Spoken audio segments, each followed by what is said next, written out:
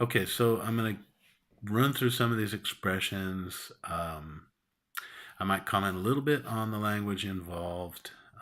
Also, the way I say it, it, can serve as a kind of model for um, the tone of voice and rhythm questions we've been talking about.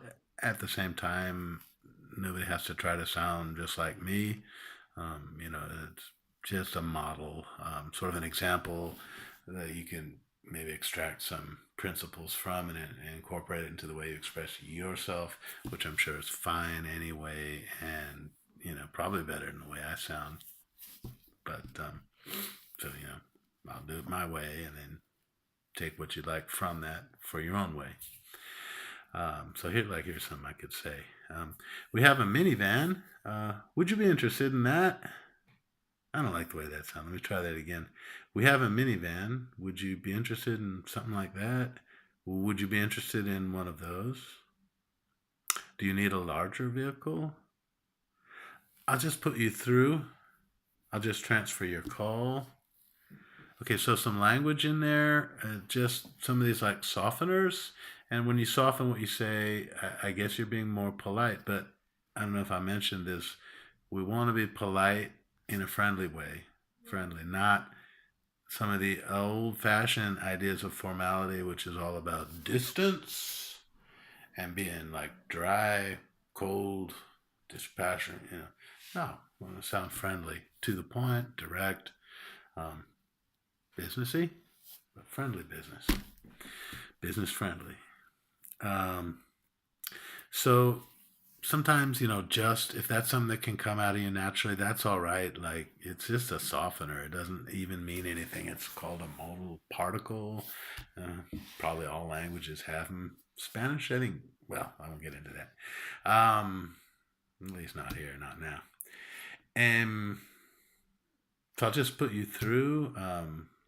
Can you just hang on a second? Let me just make a note of that, so that just you don't feel obliged to use it. Don't give it a big emphasis because it's a nothing burger of a word. But sometimes it's a softener that native speakers use. Also, the would or the could, what you might call the conditional or modal verb. That's another way of softening. Instead of like, do you want? I can say, would you like? Um, would would that be good? Would that be appealing? Would that be useful? Is that something you might want? Might, just these kind of softeners. Um, so it's more expressions.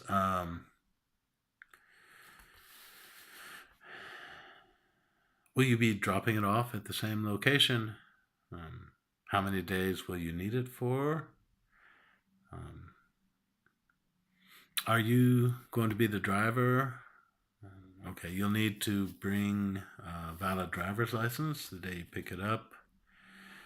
And your reservation confirmation number is blah, blah, blah, blah, blah. If you're in the switchboard place and somebody calls asking, what was it, Mario? Is Mario back yet? No, I'm sorry, he's at lunch. For example, here's a little tip. Don't say this. I heard a student say this once, and I'm not going to shout out her name because it's not what you want to say. She said, "No, he's eating."